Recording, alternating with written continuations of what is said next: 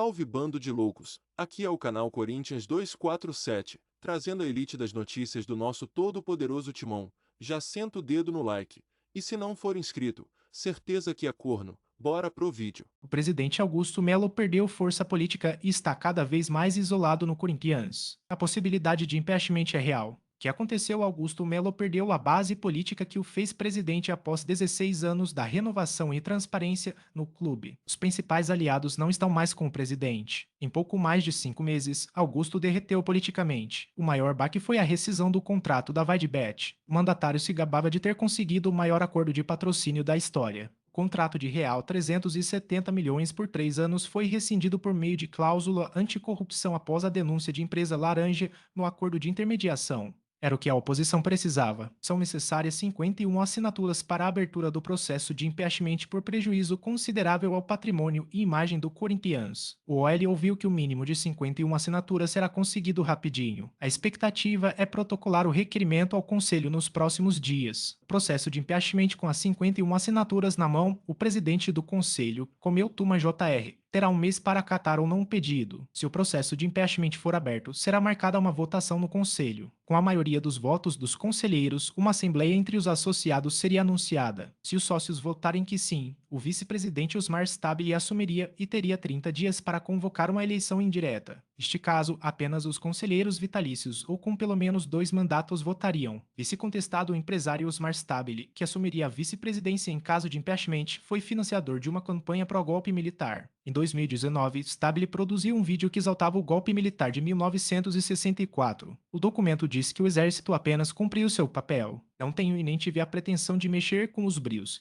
dores e sentimentos daqueles que se dizem perseguidos pelas forças do Estado naquele importante período da nossa história. Mas acredito plenamente nos esforços de nossas forças armadas que evitaram males políticos maiores para a nação. Osmar Stabile, durante a campanha à presidência, Augusto Melo foi perguntado sobre o fato e disse que a chapa conversou com Osmar Stabile, que admitiu os excessos e pediu desculpas. Quem mais poderia ser candidato? O OL apurou que há pelo menos 3 nomes de olho na presidência do Corinthians: Antônio Roque Cittadini, André Sanches e Romeu Tuma JR. Cittadini e André já foram candidatos à presidência do Corinthians, enquanto Tuma JR é o atual presidente do conselho. Romeu Tuma JR tem até marqueteiro. Um profissional de imprensa trabalhando o nome dele, disse Juca Kfouri, colunista do OL em live do Corinthians. O vice-presidente Osmar Stabile, a princípio, não seria candidato. Pessoas próximas, porém, afirmam que só daria para saber quando ele tivesse a caneta na mão em caso de impeachment. Quem já deixou Augusto Melo a diretoria do Corinthians vive uma debandada. Os últimos foram o adjunto de futebol Fernando Alba e o diretor financeiro Rosalá Santoro. A dupla faz parte do movimento Corinthians Grande, uma das chapas mais influentes do clube. O grupo que apoiou Augusto Melo rachou com o atual presidente. Outros que deixaram a gestão são o diretor de futebol Rubão, o diretor jurídico Lium Kili e o diretor jurídico adjunto Fernando Perino. O diretor de marketing Sérgio Moura pediu licença após o escândalo da Vaidbet,